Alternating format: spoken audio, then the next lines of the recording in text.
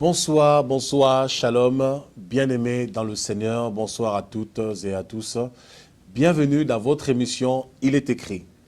Ce soir, sur ce plateau d'Il est écrit, je reçois à nouveau un homme de Dieu que vous avez découvert, que vous connaissez déjà, un homme qui fait un travail puissant, un travail d'évangélisation assez puissant au niveau de la Normandie. Cet homme n'est rien d'autre que le pasteur Daniel Vindeny.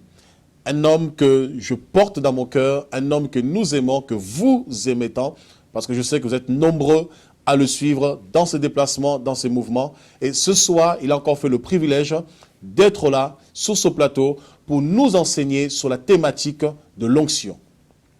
Alors, avec le pasteur Daniel Vindeny, nous allons découvrir qu'est-ce qu'est l'onction. Beaucoup se posent des questions dans ce temps dans lequel nous sommes. On voit des manifestations d'onction. Des choses qui paraîtraient bizarres pour même ceux qui croient en Dieu, pour certains chrétiens, ou d'autres aussi qui se poseraient des questions à savoir qu'est-ce que c'est l'onction réellement. Des manifestations que nous voyons, est-ce que cela vient de Dieu, ça ne vient pas de Dieu, ou simplement qu'est-ce que l'onction en définition. Alors sans plus attendre, je vous invite à nous retrouver juste après ce générique.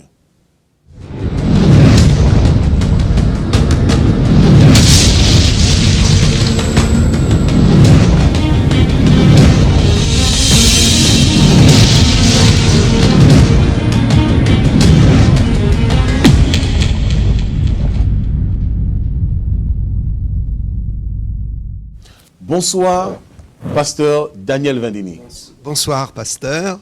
Bienvenue sur le plateau d'Il est écrit. Merci, c'est une joie, un privilège pour moi de me retrouver là et je veux saluer chaleureusement tous les téléspectateurs, tous ceux qui nous suivent actuellement pour cette émission. Amen, c'est une grande joie partagée, c'est toujours un plaisir, une grande joie, une immense joie même je dirais, de te recevoir sur le plateau d'Il est écrit parce que la bonne humeur est toujours là, la grâce de Dieu, la faveur divine est là. Il y a quelque chose qui se passe. On est toujours en symbiose. Amen. Alors, moi, je veux dire que je suis vraiment très content d'être là. Et c'est pas juste une formule de politesse ou quelque chose de diplomate, mais c'est réel. Amen. Mon cœur est vraiment réjoui. Amen. Et je suis tellement content pour cette initiative OETV. Je crois Alléluia, qu'à travers OETV, des milliers de gens en France et en francophonie vont être impactés pour Amen. le salut et vont rencontrer Dieu et aussi vont être conduits dans les églises et dans Amen. le royaume de Dieu pour vivre une vraie vie chrétienne. Amen, alléluia. Gloire à Dieu pour OETV. Amen. Et surtout merci Seigneur pour notre émission. Il est écrit. Et je sais que, me dit-on, à l'oreille, vous êtes très nombreux à vous connecter, à suivre cette émission. Il est écrit, votre émission qui vous emmène dans les profondeurs de la parole de Dieu. Alors, ce soir, homme de Dieu, tu vas aborder le sujet de l'onction. Oui, Qu'est-ce que l'onction? C'est aussi un sujet qui fait couler beaucoup d'encre. Dans le temps dans lequel nous sommes, dans ce temps, on parle de beaucoup de personnes qui font de l'hypnose, et tant d'autres. Alors, qu'est-ce que l'onction? Alors effectivement, on a beaucoup à apprendre à propos de l'onction. Surtout nous, les francophones, parce que, pourquoi ? Parce que finalement, il n'y a pas si longtemps qu'on parle de l'onction, qu'on prêche à propos de l'onction, qu'on essaie de comprendre le phénomène de l'onction et qu'on accepte cela pour nos ministères, pour notre service pour Dieu. Il faut savoir quand même que le climat évangélique français a connu quelque chose d'extraordinaire, une ascension, un développement, une croissance avec le pasteur Scott. David Scott, hein? Non, Douglas Scott. Dans les années 1930 et que on peut dire que jusque dans les années 1980-90 on a vraiment échappé un peu à la doctrine de l'onction. On n'en a pas tellement parlé, on n'a pas expliqué en tout cas ce que c'était, mais depuis 10-15 ans on commence à vraiment s'intéresser au sujet parce qu'on se rend compte que c'est fondamental dans la parole. Amen. Et que finalement c'est ce qui est indispensable pour trouver le réveil dans sa propre vie, le réveil dans l'Église, le réveil dans une nation, c'est le premier point. Et deuxième point, pour conserver, entretenir le feu du réveil, la flamme divine. Alors, l'onction, pourrait dire beaucoup de choses et la première chose qu'on peut penser, c'est quelle est la définition, comment on peut définir l'onction. Moi, je définirais l'onction d'une façon très simple. L'onction, c'est une première chose, c'est l'appel et la mise à part. Celui qui est oint est touché par Dieu. Celui sur qui Dieu met sa main est oint. Être oint, c'est être appelé, selon la définition primaire de l'Ancienne Alliance, de l'Ancien Testament. Et puis l'onction, une fois que donc Dieu a mis sa main sur nous, est une manifestation, devient une manifestation. Notre appel commence à prendre forme. Nous voyons que nous sommes appelés parce que nous manifestons quelque chose. L'onction. Et nous manifestons quoi? L'onction, c'est-à-dire le Saint-Esprit en nous. Dieu appelle quelqu'un et Dieu fait fonctionner cet appel par le Saint-Esprit. Et quand le Saint-Esprit se met en mouvement et amène des choses dans la vie de la personne, ça s'appelle l'onction. Alors, l'onction, oui, l'onction. Je dirais que c'est la manifestation du Saint-Esprit. C'est la manifestation du Saint-Esprit. Voilà. C'est-à-dire, c'est la puissance, c'est la personne elle-même du Saint-Esprit, l'onction, ou c'est simplement l'action du Saint-Esprit? L'onction n'est pas une personne. D'accord. C'est le Saint-Esprit qui est une personne. D'accord. Mais lorsque le Saint-Esprit est en mouvement, lorsque le Saint-Esprit agit, lorsque le Saint-Esprit établit le ministère de Christ, il y a des choses qui sont spirituelles, qui se manifestent, et on appelle ça l'onction. Wow. Voilà, on appelle ça la puissance de Dieu, qui commence à être visible et que l'on commence à voir d'une façon tangible. Donc effectivement, on pourrait donner d'autres définitions de l'onction, hein, on pourrait aussi dire d'autres choses, parce que c'est assez compliqué, le phénomène de la puissance de Dieu qui se manifeste à travers des pécheurs comme nous, hein, c'est un grand mystère, mais pour rester simple, moi, ce que je donne comme définition de l'onction, c'est ce que je viens de dire, donc c'est la manifestation du Saint-Esprit. Je crois que croire dans le Saint-Esprit dans sa vie est une chose, permettre au Saint-Esprit d'agir dans notre vie est une autre chose. Et quand nous permettons à la personne du Saint-Esprit d'agir et de se mouvoir, à ce moment-là, il y a des phénomènes spirituels qui s'opèrent, qui se produisent, et ça s'appelle l'onction. Alors, comment pendant que vous parlez, je suis en train de noter aussi quelques points un peu, et quelques questions que je veux vous poser en parallèle. Alors, comment se manifeste cette onction? Se manifeste comment? C'est-à-dire, se manifeste tout le temps, à n'importe quel moment? C'est Dieu qui commande ou c'est l'homme de Dieu ou la personne qui était mise à part qui décide ou qui commande? Comment ça se passe? Alors, d'abord, je dois dire qu'il y a l'onction en nous, que nous avons reçue au jour de notre conversion. D'accord. C'est la force et la puissance agissante du Saint-Esprit en nous qui nous permet de vivre une vie de sanctification, de connaître Dieu, d'être prompte à lire sa parole et surtout d'avoir des révélations personnelles de la parole de Dieu, parce que je peux lire la parole et ne pas comprendre, et je peux lire la parole et d'un seul coup avoir un flash, une illumination dans mon esprit. C'est le Saint-Esprit qui fait ça, c'est l'onction qui se manifeste en moi. Et puis il y a l'onction que l'on manifeste à l'extérieur, l'onction visible, l'onction pour le service de Dieu, l'onction lorsqu'on est en train de faire des œuvres pour Dieu. Alors, cette onction, elle peut se manifester par un courant électrique que nous sentons à l'intérieur de nous, par une forte chaleur qui fait même que physiquement on transpire. Ça peut se manifester également par des larmes et une pression intérieure dans nos émotions qui est si forte que l'on se met à pleurer, à gémir devant Dieu, et ce n'est pas une souffrance, c'est tout simplement le Saint-Esprit qui nous travaille et nous exprimons notre repentance devant Dieu par des pleurs. Ça peut être aussi des gens qui tombent parce que la puissance de Dieu descend sur eux. Amen. Et ils ne sentent plus leur corps, ils ne sentent plus leurs jambes et ils sont déséquilibrés et donc le corps ne les porte plus. C'est une sorte d'évanouissement qui est béni et qui est produite par la puissance de Dieu qui descend. Voilà. Nous voyons souvent dans les réunions, par exemple, évangéliques, pentecôtistes, peu importe, des réunions, il y a des prédicateurs de la parole de Dieu, des pasteurs qui prêchent la parole. Alors, on voit des manifestations. C'est vrai, des fois, on a du mal à mettre des mots sur ces manifestations. On voit des gens en train de pleurer, vous l'avez relaté. On voit des gens des fois qui tombent par terre, des gens qui s'évanouissent, des gens qui vomissent, des gens qui ont des sensations bizarres, des picotements, des gens qui se mettent à hurler, à crier, des gens qui se mettent à sauter. Alors, est-ce qu'on peut le mettre en fait sur le compte de l'onction un peu par rapport aux exemples que vous avez donnés? Il faut faire une différence entre la manifestation de l'onction et ce que l'onction produit comme manifestation dans l'homme. D'accord. Quand la puissance du Saint-Esprit descend et qu'une personne qui est liée, possédée et délivrée d'un démon, elle peut se mettre à crier ou à gesticuler, mais ça, ce n'est pas l'onction qui l'a fait gesticuler, c'est le démon qui est en train de partir. Par contre, quelqu'un qui ressent une forte puissance électrique en elle, ça, ce n'est pas le produit de la visitation de Dieu, c'est réellement le Saint-Esprit qui se manifeste et que nous pouvons ressentir. Wow. Donc moi, je fais une différence entre la manifestation du Saint-Esprit et la manifestation de l'onction qui agit en nous et sur nous, et ce que produit l'onction lorsque le Saint-Esprit descend sur quelqu'un et qu'il y a une délivrance, par exemple, telle que nous l'avons cité, des gens qui vomissent, qui hurlent, voilà, quelqu'un qui vomit, ça c'est pas bien sûr c'est l'onction qui produit ça, mais c'est pas la manifestation du Saint-Esprit, c'est pas le Saint-Esprit qui est en train de se manifester, c'est un démon qui est en train de sortir, et donc ça normalement ça doit pas se produire régulièrement. Par contre, si le Saint-Esprit descend et qu'il y a une forte puissance de Dieu, je peux tomber dans l'onction. Et ça peut se produire plusieurs fois si je suis chrétien. D'accord. Voilà. Donc, je crois qu'il faut être très à l'aise avec ça et qu'il ne faut pas avoir peur. Quand nous invoquons Jésus, ce n'est pas le diable qui vient.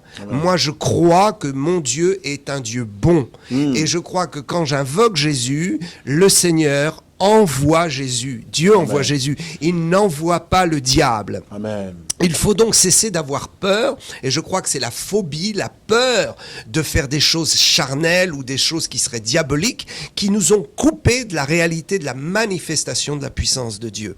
Il faut vraiment croire et être comme des enfants, et se dire que si j'ai invoqué le Seigneur et si je ressens une puissance venir sur moi, eh bien, c'est le Saint-Esprit, c'est Dieu qui est en train de me visiter, je dois accepter ça, parce que j'en ai besoin pour ma croissance spirituelle.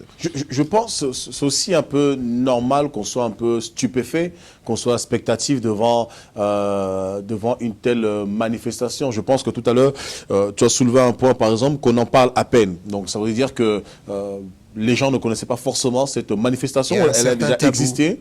Oui, il y a bien sûr du temps de Scott, en 1930, 1940, il faut voir les récits qui nous sont encore qui nous sont laissés par l'histoire de ce qui se passait dans les premières réunions évangéliques en France, dans les assemblées de Dieu. C'était surprenant, les gens tombaient par terre, les gens vomissaient, les gens étaient délivrés, les gens étaient remplis d'électricité, de chaleur. Il y avait une réelle manifestation de l'onction dans le peuple de Dieu. Et puis au fur et à mesure, on a rationalisé, on a eu peur, on a écarté cela, on a fait taire les témoignages et on a essayé de faire disparaître les témoignages. Mais moi, j'ai encore en ma possession un petit livret écrit par une chrétienne qui a suivi Scott pendant 1 an et qui a dactylographié ce qu'elle a vu. Mais ce qu'elle a vu, c'est ni plus ni moins ce que l'on voit dans les réunions du pasteur Bénin aujourd'hui, ce que l'on voyait dans les réunions de Catherine Kuhlman, c'est ce qu'on voit également dans les réunions du pasteur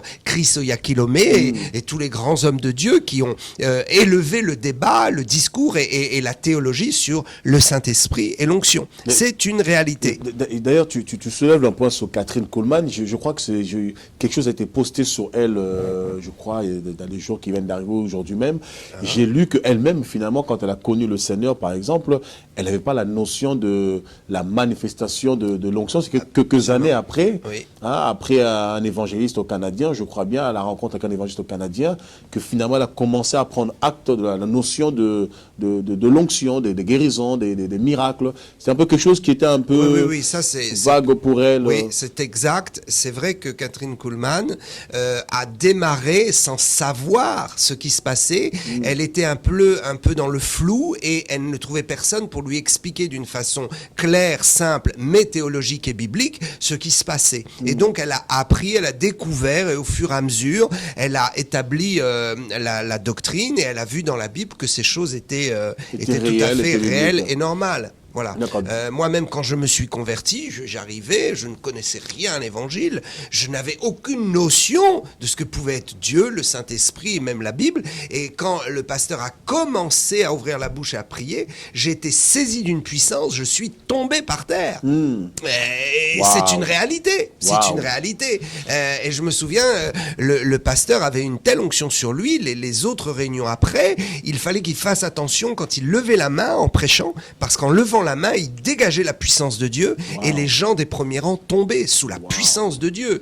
Et ça, c'est pas de l'hypnose, c'est pas de la manipulation, c'est pas de la magie. Il faut savoir que le diable imite les œuvres de Dieu et les sorciers imitent. Tout à fait. Et ceux qui font l'hypnose, eh bien, sont sous contrôle de l'ennemi, de Satan, et ils font des choses qui imitent la puissance de Dieu, mais qui n'est pas la puissance de Dieu. Là, pasteur Vandini, Daniel, tu as jeté un pavé dans la mare quelque part, tu me tends un peu la perche. Alors, on se pose la question. Et il y a tellement aujourd'hui un phénomène d'hypnose au jour d'aujourd'hui qui commence à prendre place un peu, qui bat tous les records ici en France. Alors, est-ce que quelque part, même dans le milieu évangélique chrétien, le milieu chrétien, est-ce que les gens ne seraient pas un petit peu sceptiques à la manifestation de l'onction par rapport à ce qu'ils voient autour d'eux, par rapport à cette émergence en fait des hypnotiseurs au jour d'aujourd'hui? Est-ce que peut-être ils ne font pas l'amalgame entre l'hypnose et l'onction, la puissance qui vient de Dieu, et la puissance, l'hypnose, peut-être éventuellement, qui viendrait de Satan, pour ceux qui croient que Satan existe? Alors, ça dépend où on se place sur le globe. Ça dépend où on se place ça dépend sur où on le est. globe.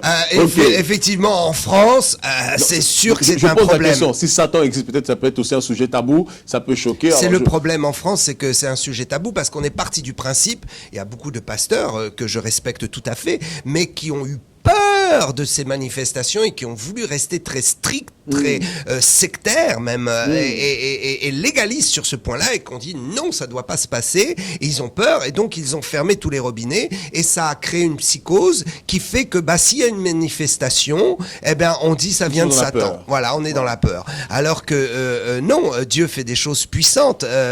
Et il est écrit, ils imposeront les mains aux malades, et les malades seront guéris. Et Moïse, il a étendu la main sur la mer Rouge s'est ouverte. Et puis, on voit aussi des choses surprenantes que Jésus a fait. Il prend de la boue, il met sur un aveugle, il met avec sa salive sur l'aveugle, il crache par terre. Il recrée l'œil. On voit des choses surprenantes. L'apôtre Paul, c'est évident. Il a été au contact de linges, et puis ces linges sont partis quelque part, et ça a guéri les malades. Donc, il y a bien une réalité de ce qu'est la puissance de Dieu, comment elle peut se manifester dans le monde matériel. Et ça, nous devons l'accepter. Et moi, je dis qu'il ne faut pas avoir peur. Pourquoi? Parce qu'il faut regarder les fruits. Il faut regarder les fruits, c'est tout. Quand quelqu'un est saisi par le Saint-Esprit dans une de nos réunions chrétiennes, et qu'il tombe par terre, qu'il se relève, sa vie change. Il a une bénédiction. Il avait une maladie, il l'a plus. Il avait des addictions, il ne les a plus. Il avait un manque d'amour pour Dieu, voilà qu'il est amoureux de Dieu. Il ne priait pas beaucoup, voilà qu'il se met à prier. Il y a bien un résultat positif qui va nous garantir que la manifestation n'est pas quelque chose de diabolique, parce que le diable ne va pas faire des choses qui sont contre l'évangile ou contre Dieu. Il va plutôt nous tirer vers le bas. Il va pas nous inciter à prier. Il va pas nous guérir comme ça. Il va pas nous bénir de cette façon. Donc je crois qu'il faut être très simple. Moi j'ai remarqué que plus l'onction de Dieu me visite, même dans ma vie personnelle de prière, je peux être dans ma chambre et ne pas pouvoir me lever, parce que je sais que si je me lève, je vais chanceler, je vais tomber. Ça m'arrive, ça m'est arrivé encore il n'y a pas longtemps, sortir de ma vie de prière, et j'ai chancelé, et sous la puissance de Dieu, je suis tombé tout seul dans ma maison. Donc ça, on cherche pas à faire du cinéma, on cherche pas à faire du spectaculaire, ça se passe, c'est tout, il faut l'accepter. Amen, amen. Voilà. C'est merveilleux. Mais Oui. Je pense aussi que ce scepticisme, ça me fait penser à un passage dans la Bible où Jésus, vraiment, va faire des miracles. Il va chasser les démons, il va faire des miracles. Et les religieux qui étaient là, les chefs religieux qui étaient là, ils vont se subjuguer, en fait. Hein. Ils vont être tellement étonnés. Ils vont dire, oh, mais non, mais c'est pas normal. Là, oh là là, c'est Jésus qui vient, tout ça, on n'a jamais connu ça. C'est que forcément, cette puissance qui manifeste, forcément, c'est Satan. C'est par Belzéboul qui chasse les démons. Donc, je pense que c'est à chaque fois quelque chose de nouveau, parce que tu l'as si bien dit tout à l'heure que c'est un phénomène qu'on ne voyait pas tellement pour nous francophones. Et dans les années, en fait, les 10 dernières décennies plutôt, la dernière décennie plutôt, et c'est un phénomène qu'on commence à voir un petit peu. Bon, les gens sont encore un petit peu frileux, ils sont un petit peu sceptiques, mais c'est un scepticisme qu'on retrouve déjà un petit peu dans la Bible, lorsque Dieu commence à faire quelque chose qui existait déjà, mais de façon nouvelle pour nous qui la découvrons. On a plus tendance un petit peu à être sceptique, à être réfractaire un petit peu, à se poser des questions. Est-ce que finalement ça vient de Dieu, ça vient pas de Dieu? Mais je pense que scripturairement, tu vas nous emmener dans les profondeurs de la parole de Dieu pour vraiment enlever ce scepticisme qu'il y a dans les cœurs des personnes, dans la tête des personnes, ceux qui seraient peut-être choqués par la manifestation de l'onction. Alors moi, je voudrais tout d'abord dire que la vie chrétienne est une question d'expérience et de vécu avec Dieu. Amen. C'est pas une question Amen. de théologie. Amen. Si vous voulez aller au ciel, il faut que vous rencontriez Jésus-Christ. Tout à fait. Il faut que vous ayez une expérience personnelle avec lui. Et quoi qu'on puisse vous raconter, vous expliquer, si vous ne faites pas l'expérience, il ne vous arrivera rien et vous ne serez pas sauvés. Amen. Donc la Bible est un livre d'expérience. C'est un livre qui confirme l'expérience par une théologie écrite, par une confirmation de texte écrit, mais ce n'est pas la lettre qui nous amène au ciel et qui nous permet de savoir qui est Dieu et comment il fonctionne. La lettre nous donne une indication, mais c'est l'expérience. Nous sommes sauvés parce que nous avons fait l'expérience de Jésus qui a parlé à notre conscience et qui est venu attester à notre esprit que nous étions enfants de Dieu. Et les manifestations avec le Saint-Esprit, c'est exactement cela. Il faut au départ accepter de dire « Dieu, je te fais confiance, si ça vient de toi, je veux bien faire l'expérience. » Alors, je voulais juste signaler qu'il y avait 9 types d'onctions spécifiques que nous trouvons dans la parole. D'accord. Et ces 9 manifestations du Saint-Esprit font que il y a une manifestation visible qui peut se produire. Voilà. Donc, c'est-à-dire que le Saint-Esprit a une mission sur cette terre. Le Saint-Esprit a un ministère sur cette terre. Il est là pour amener les gens à la conviction de Dieu, les convaincre de justice, de jugement et de péché. Le grand moissonneur pour l'Éternel, c'est le Saint-Esprit. Le grand ouvrier et le chef de la moisson, c'est le Saint-Esprit sur terre. Amen. Donc le Saint-Esprit va travailler avec nous et à travers nous pour que les âmes soient sauvées, que notre témoignage et notre parole soient scellés dans les cœurs. Amen. Donc il y a 9 types de manifestations. Je vais aller rapidement, vous pourrez méditer ça chez vous. Il y a d'abord l'onction de la prédication pour le salut. L'onction de la prédication. Voilà, c'est-à-dire que nous prêchons le salut, le Saint-Esprit nous saisit et il se manifeste, il se met en œuvre dans le cœur et la conscience de la personne. Et l'action visible qui va se produire, c'est que la personne va se mettre à pleurer et elle va être en sanglots ou elle va se mettre à trembler, elle va réaliser son état. Donc il y a une manifestation qui se produit. Mais celle-là, on n'en a pas peur, puisque des gens qui pleurent, on en voit tous les jours. Voilà. Mais il faut savoir que cette personne pleure de félicité, d'allégresse.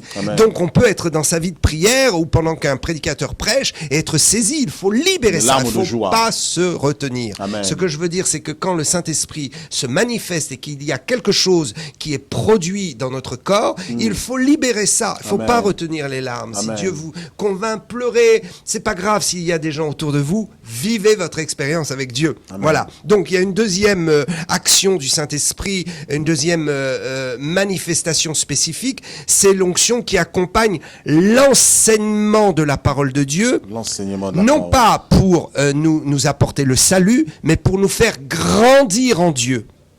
Et quand cette onction se manifeste, c'est-à-dire que le Saint-Esprit vient et à ce moment-là, il y a une puissance de Dieu qui est sur l'orateur et sur ceux qui écoutent. Et à ce moment-là, il y a quelque chose qui se passe dans l'intelligence, c'est-à-dire qu'on commence à raisonner différemment. Ne pensez pas que vous êtes endoctriné, ne pensez pas que c'est dangereux. pensez simplement que Dieu est en train de changer votre forme de raisonnement Le et votre façonnage. voilà Le et façonnage. votre mentalité. Yes. Donc ça, c'est le Saint-Esprit qui fait ça. On peut pas le produire nous-mêmes. Donc ça fait partie aussi de l'onction. Ça, ce qu'on appelle la manifestation de l'onction dans l'enseignement. Et puis il y a une troisième onction. C'est la guérison et les miracles. C'est-à-dire qu'on prêche l'évangile ou on prie pour quelqu'un et le Saint-Esprit descend avec puissance ou sort de notre vie et se manifeste. C'est-à-dire que physiquement, il va se passer quelque chose.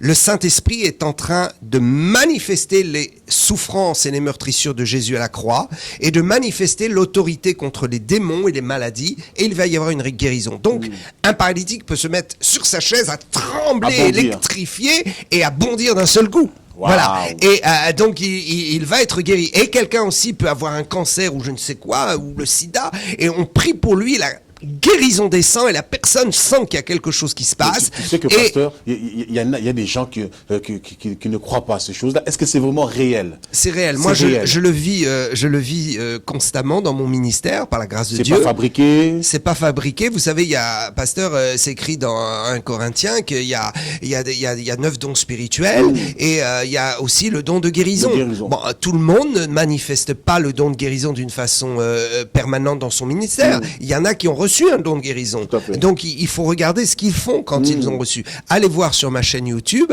Il y a des guérisons en direct qui ont été filmées Wow. où les gens viennent témoigner et c'est réel. Donc, la personne a une réaction physique. Ce que je veux expliquer, c'est que Wow. l'onction amène une réaction physique. Physique. Qu'on ne peut pas ignorer. Donc, vous pouvez prier pour quelqu'un qui apparemment est en bonne santé, mais qui peut-être est atteint d'un cancer ou du sida ou je ne sais quoi, une maladie qui ne l'empêche pas de marcher ou de se mouvoir. Il vient donc devant et puis on prie pour lui et d'un seul coup, il est saisi par la puissance de Dieu et il se met à tomber. Cette personne se met à tomber. Elle contrôle plus rien. Elle sent qu'une puissance l'a saisie. C'est l'onction de guérison. Elle se relève et elle est guérie. Wow. Donc, on peut pas nier ça. On peut pas dire, ah ben non, faut pas que les gens tombent. Et que voulez-vous faire si la puissance de Dieu descend et qu'on tient plus sur ses jambes, comment on va faire? C'est Dieu qui le fait. C'est quelque chose qu'on ne contrôle pas. C'est vraiment Non. Dieu qui prend le contrôle. Voilà. C'est sous l'impulsion, la puissance de l'esprit. De Dieu. Alors, je voudrais juste dire Amen. qu'il y a aussi du faux. Bien sûr qu'il y a du faux. Il y a des gens qui se laissent tomber. Il y a des pasteurs qui poussent. Il y a une technique, c'est de mettre la main ici et puis de rouler en arrière. J'ai horreur de ça. D'accord, Et ok. vous mettez la tête en arrière de quelqu'un, il est déséquilibré, il va tomber. Bien sûr qu'il y a des choses Ou comme un ça. croche-pied, pourquoi pas Ou un croche-pied, ou se mettre sur le côté et puis pousser. On y ferait presque du Bon, judo bientôt. moi je condamne pas. Il y a des gens qui sont D'où j'ai posé la portés question. par le feu, ils veulent que ça marche et des pasteurs ils poussent les gens. Mais bien sûr ça agit, mais c'est pas grave, mon Dieu, c'est pas grave. Amen. Il faut simplement se ressaisir et dire non, c'est pas bien, on fait pas des choses comme ça. Ça n'empêche pas que l'onction est réelle. Moi, quand je prie pour les gens, j'essaie de ne pas trop les toucher, de façon qu'on dit que je les ai pas poussés. Et souvent d'ailleurs, ça se fait à distance, on les touche même pas. Voilà. Bon, alors pour aller vite maintenant, je vais vous donner le point numéro 4, c'est l'onction de délivrance. L'onction de délivrance. Alors, je vais vous donner les références. Je vais tout citer, vous allez pouvoir méditer ça. 1. L'onction de la prédication, acte 2, 41. L'onction qui accompagne la parole dans l'enseignement pour édifier les chrétiens, acte 19, 9 à 11. Ensuite, l'onction de guérison et des miracles, acte 5, 15. Il y a d'autres références, mais je vous donne celles qui sont le plus évidentes. L'onction de délivrance du péché et des liens sataniques. Il y a des gens qui ont besoin d'être délivrés de liens sataniques. C'est Exode, par exemple, dans Ésaïe 10, 27, pardon. Le joug sera brisé par l'onction de délivrance. Donc effectivement, quand ça produit physiquement, il se passe voilà. L'onction du baptême dans le Saint-Esprit. Il y a des moments où le Saint-Esprit est là pour baptiser les gens dans le Saint-Esprit. Ils se mettent à parler en langue. Actes 2, 4 et Corinthiens 12, 7 à 11.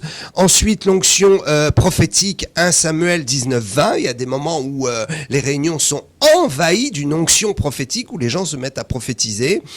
L'onction d'appel au ministère, c'est le 7, acte 13, 2, Exode 30, 30. L'onction d'adoration, Jean 4, 24. L'onction de prospérité, 1 Roi 3, 13, la 9e onction, l'onction de prospérité, est réelle.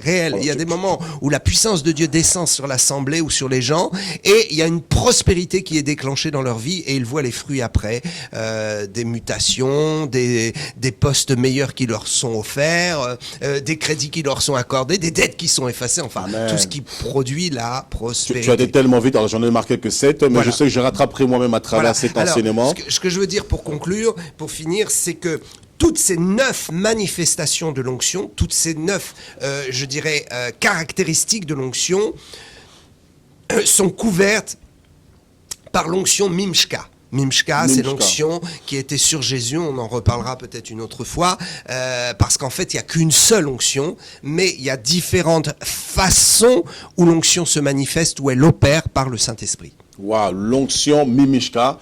Alors, je suis tellement curieux de savoir. Mimshak, c'est l'onction donc royale. C'est l'onction par excellence. Wow. C'est comme on pourrait comparer. Il y a le fruit de l'esprit. Il n'y a pas des fruits de l'esprit. C'est un fruit de l'esprit et des quartiers comme une orange où il y aurait des quartiers avec 9 spécificités de ce que le fruit de l'esprit produit en nous. Donc, ce que l'onction produit en nous. 9 spécificités. Wow. Le travail du Saint-Esprit, 9 façons d'opérer. D'ailleurs, je dois dire au pasteur, humblement, vous savez, il faut faire très attention parce que des fois, le Saint-Esprit n'a envie de faire qu'une seule manifestation, c'est pour le salut. Ne cherchons pas à enseigner, c'est le salut. Il y a des fois où c'est le prophétique, ne cherchons pas à faire autre chose, à guérir les gens. Laissons couler l'onction prophétique. En fait, il faut vraiment être sensible à l'action de Dieu. Se soumettre à la volonté divine. Alors là, tu m'as mis l'eau à la bouche. J'aimerais tellement connaître cette onction Mishka, juste au Mishtar, c'est ça hein? Mimshkak. Voilà, j'aimerais tellement connaître cette onction. On le trouve dans Ézéchiel 28. C'est quand donc il est parlé de Satan et qu'il est dit que Satan était un chérubin protecteur. En fait, Louis II a traduit comme il a pu traduire parce qu'il comprenait pas trop, c'est marqué une seule fois dans l'Ancien Testament, le mot Mimshkak, c'est l'onction de l'expansion, et il est donc dit que le chérubin n'était pas simplement protecteur, d'ailleurs au verset 16, après c'est protecteur, le mot protecteur en hébreu, mais dans le verset 14, c'est marqué que c'est l'onction Mimshkak, c'est-à-dire c'est l'onction royale suprême, l'onction de l'expansion, c'est la manifestation de la puissance de Dieu dans son excellence. C'est le règne en fait, hein. C'est la domination. Voilà, c'est ça. Et Satan avait ça. Il a perdu ça, évidemment, et il l'a mal utilisé. Hein, mais voilà, donc il y aurait aussi beaucoup de choses à dire. C'est vrai que peu de prédicateurs, très peu de prédicateurs se sont aventurés à prêcher sur l'onction Mimshkak, parce que, effectivement, il est difficile de penser que Satan était loin. Mais Satan était appelé, il était loin. Comme je l'ai dit au début de mon exposé, l'onction, c'est d'abord un appel. Souvenez-vous que nous sommes tous loin dès l'instant où Jésus nous a appelés. Mais il y a différents niveaux dans l'onction et différentes manifestations de l'onction. Ça tombe bien, tu me tends encore un petit peu, tu m'ouvres une brèche. Alors, je voulais poser cette question, 2 questions que je relevais notamment. Alors, ce sera à savoir, comment faire pour avoir l'onction et est-elle réservée à une catégorie de personnes? Alors, l'onction n'est réservée qu'à la catégorie des chrétiens nés de nouveau.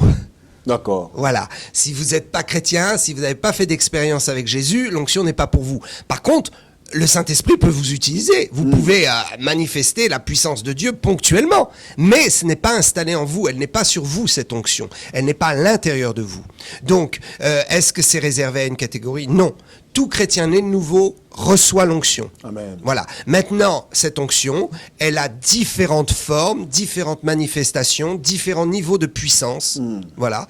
Et donc, effectivement, en fonction de son appel, on manifeste différemment l'onction. Donc l'onction, de façon générale, tout enfant de Dieu, tout chrétien a l'onction. Je crois qu'il y a un passage qui parle de ça dans 2 Corinthiens chapitre 1 au verset 20 à 21, même 22, qui dit justement toutes les promesses de Dieu sont le oui et l'amen, et celui qui nous a tous oint en Christ, c'est Dieu. Hein, je crois que il y a ce passage qui montre justement on a tous l'onction, mais il y a quand même quelque chose de capital que tu viens de relever. Oui, parce qu'il y a certains pasteurs qui disent « Ah, mais attendez, vous parlez de l'onction comme si l'onction, c'est que sur les pasteurs, mais tout chrétien a l'onction. Point final, on s'arrête là. » Évidemment, tout chrétien a l'onction. Mais quel type d'onction? Et comment il libère l'onction? Et c'est là que tu fais la nuance. Tu fais une très belle nuance parce que y a un niveau. Voilà, en recevant le Saint-Esprit, nous avons reçu la plénitude. La plénitude, faut pas la chercher, elle est en nous. Et il faut chercher à la libérer, c'est tout. Amen. Donc, quelqu'un qui se convertit reçoit l'onction Mimshka. Elle est en lui. Yes. Et il reçoit l'onction de Christ. Mais il faut qu'il la libère. Il faut qu'il apprenne à la libérer. Et il faut qu'il sache comment il doit la libérer en fonction de l'appel et de l'autorité qu'il a dans le royaume de Dieu. Voilà, moi, si je ne suis pas prophète, je ne vais pas chercher à prophétiser, à manifester l'onction de prophétie. Je ne suis pas appelé à ça. Par contre, de temps en temps, je peux prophétiser.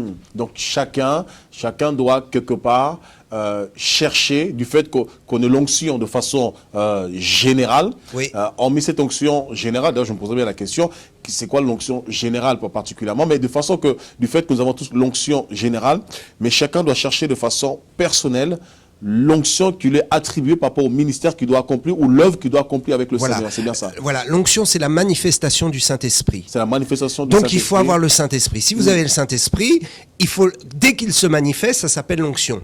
Par contre, pour avoir le Saint-Esprit, il faut avoir été appelé. Choisi par Dieu. Donc, il faut recevoir Jésus. Donc, c'est aussi simple que ça. En fait, on a compliqué. Mais c'est simple. Tout chrétien manifeste l'onction. Maintenant, il faut qu'il manifeste de plus en plus fort et il faut qu'il laisse le Saint-Esprit agir. Et là, je m'élève contre un problème. C'est que souvent, nous disons, nous aimons le Saint-Esprit, nous croyons dans le Saint-Esprit et nous le laissons agir et libre. C'est faux. C'est faux. Bah, je prends l'exemple, pasteur, voilà, qu'est-ce qu'on va faire si on a préparé notre prédication, notre culte, et il y a un homme de Dieu qui arrive, et au fond de notre cœur, le Saint-Esprit dit, laisse-le prêcher à ta place. Mais on ne le connaît pas. Est-ce qu'on va obéir au Saint-Esprit? Est-ce qu'on va laisser le Saint-Esprit agir? C'est-à-dire, dans notre théorie, on va dire oui, on laisse le Saint-Esprit agir, mais dans la pratique, on ne laisse pas agir. Donc, c'est une question de foi. L'onction est une question de foi. La manifestation du Saint-Esprit est une question de notre foi et de nous les abandonner entre les mains de Dieu et puis d'être enseignés aussi. Donc, quelque part, l'onction non seulement est rattachée au Saint-Esprit, mais pour la manifestation de l'onction, nécessite notre foi. Sans notre foi, il ne pourrait pas avoir une manifestation ou la plénitude de la manifestation de l'onction ou de l'esprit tout simplement. Oui, parce que c'est nous qui ouvrons le robinet ou qui le fermons. C'est nous qui libérons ou pas. Or, il faut de la foi pour libérer. Amen. Parce que si, par exemple, le chrétien, il est là devant un malade et il sent dans son cœur le Saint-Esprit qui bout et il se dit, le Saint-Esprit qui peut guérir cette personne, mais s'il n'a pas la foi d'imposer les mains, le malade ne sera jamais guéri et l'onction sera perdue. Elle restera enfouie. Waouh, c'est tellement merveilleux. Je crois que l'onction de Mimshka, on va revenir dessus lors d'une prochaine émission, pasteur Daniel. Ça sera une grande joie. Et tu l'as si bien dit toi-même, c'est une thématique qui est très peu abordée dans le milieu francophone. Pour ne pas dire que Dieu est américain et qu'on sort, mais dans le milieu francophone où nous nous trouvons, c'est un sujet qui est très peu abordé et c'est bien que tu l'abordes de façon posée, claire, explicite, limpide. Et c'est aussi important que nous tous, en commençant par moi qui est sur ce plateau, et tous les téléspectateurs, les bien-aimés qui nous suivent, qui puissent comprendre que dans cette onction, que le Seigneur a déposé dans chacun d'entre nous, déjà que c'est pas réservé seulement pour les pasteurs ou les hommes de Dieu, des hommes influents, éminents, mais nous avons tous une part d'onction et dans cette onction, chacun peut aussi accomplir l'œuvre de Dieu dans sa vie simplement en ouvrant la porte et cette porte n'est rien d'autre que la foi. Donc pour que l'onction de Dieu se manifeste aussi dans votre vie, il faut la foi. Et le pasteur a énuméré 9 types d'onction. Donc l'onction pour la prédication, ça c'est aussi bien pour le pasteur qui prêche et vous tous qui évangélisez dans la rue. L'onction de l'enseignement, donc ce qui permet bien sûr d'ouvrir notre intelligence pour que nous puissions comprendre les Écritures. Ça me fait penser à un passage dans Luc 24, lorsque Jésus s'est déguisé en jardinier sur le chemin d'Emmaüs.